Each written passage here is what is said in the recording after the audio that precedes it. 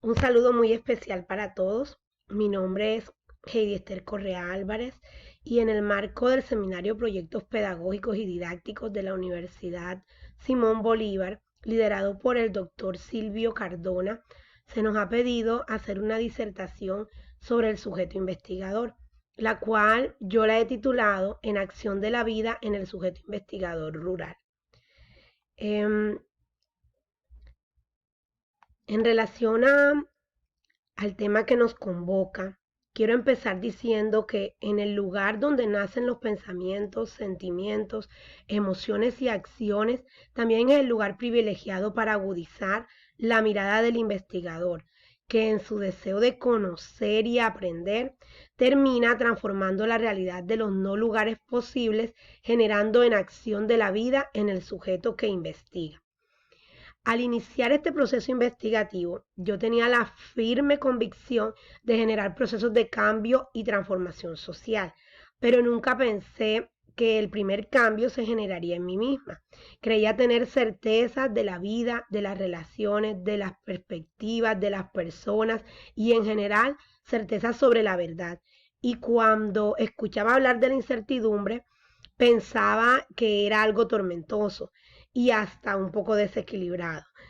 Sin embargo, en ese transitar complejo que necesariamente implica la investigación y la educación, he tenido que abandonar certezas, olvidar verdades y abrir la ventana de la utopía al constante devenir del aprendizaje.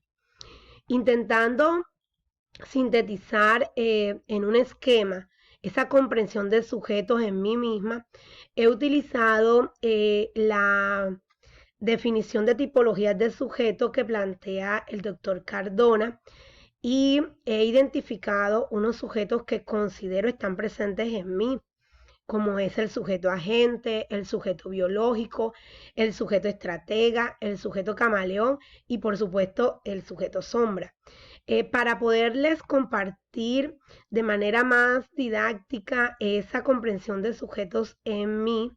he elaborado este diseño de espiral en el que el tiempo no es lineal ni circular, sino que es dinámico y cambiante en mi vida como sujeto investigador. Entonces, en ese espiral puedo identificar el sujeto territorial que predomina en mí. En ese sujeto, la ruralidad tiene un valor privilegiado y evoca en mí la preocupación por las comunidades educativas rurales, las cuales están viviendo una creciente pérdida de la identidad de su territorio y de los aspectos relacionados con la riqueza ancestral, evidenciándose una progresiva migración del campo a la ciudad, aún en comunidades cuyos sistemas económicos, culturales y ambientales se pueden considerar socialmente estables y en potencial desarrollo económico, produciéndose en consecuencia una paulatina desvaloración de lo rural. También puedo ver en esa espiral la inacción de mi vida desde la infancia rural, donde las vivencias rurales marcaron aprendizajes muy importantes, desde los micromundos y desde las microidentidades que plantea Varela y me permitieron construir sueños e ideales de realización personal y profesional. La mirada a este sujeto biológico presente en mí, no puedo evitar pensar cómo se construye el sujeto territorial rural desde la ecología social y los saberes ancestrales. Asimismo, me cuestiono sobre cómo esos vínculos entre sujeto e investigación permiten la territorialización, la desterritorialización y la reterritorialización, especialmente en contextos como en el que se desarrolla mi acción educativa y profesional, donde se pone de manifiesto tanto en la cotidianidad de la escuela, así como también en las visitas domiciliarias que hacemos a los padres de familia, que para la mayoría de los niños ser campesino, ser rural, es tomado como un sinónimo de vergüenza o ignorancia. De igual forma, los miembros de la comunidad educativa consideran que muchas de las vivencias propias de su contexto carecen de importancia a la hora de relacionarse con las personas de afuera, como si ellos estuvieran dentro de una realidad invisible y temporal, carente de construcción de tejido social. Este tipo de visión desconoce el valor social de la identidad propia del territorio rural y desconoce también el entramado de relaciones existentes en las vivencias rurales y sus potencialidades para la generación de conocimiento. Asimismo, las acciones que se desarrollan desde la escuela, desde la gestión comunitaria del PEI, se quedan en el desarrollo de actividades y proyectos desde las diferentes áreas, las cuales por lo general no manejan ejes transversales e integradores que permitan vincular el saber del contexto rural, generando una organización fragmentada de las disciplinas sin ninguna conexión entre ellas. Tal como lo plantea la doctora Cecilia al afirmar que la educación fraccionada privilegia el desarrollo de unos procesos académicos y administrativos igualmente mecánicos, verticales y homogéneos. Entonces, en este sentido, la educación rural está llamada a aprender desde la incertidumbre, a cuestionar la vida. De ahí la importancia de ese sujeto camaleón que permita una constante transformación del ser humano.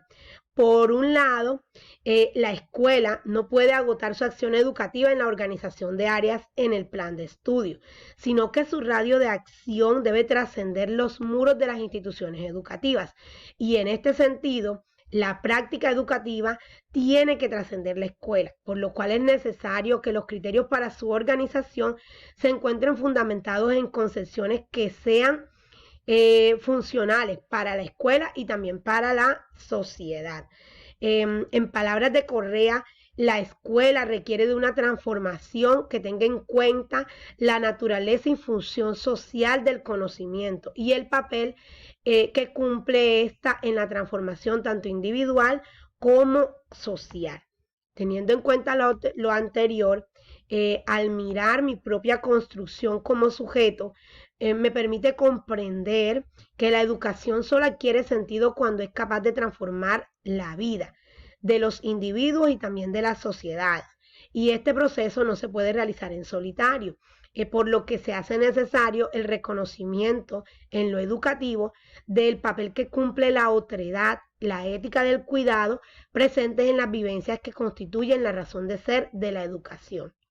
Asimismo, es importante tener presente que en esa interacción del sujeto territorial rural existen unos saberes imbricados en las vivencias e interacciones de las comunidades educativas, reconociendo que los saberes ancestrales se convierten en espacios armónicos para potenciar la identidad territorial rural. Es aquí donde cobra sentido el pensar en la importancia que tiene la ecología social y los saberes ancestrales en los contextos de la educación rural en Colombia. Desde la visión ecológica de Morán, se privilegia el papel activo del observador. En este sentido, en el contexto educativo, debe ser visto desde una perspectiva de la visión ecológica, la cual implica una agudeza visual de todos los actores educativos.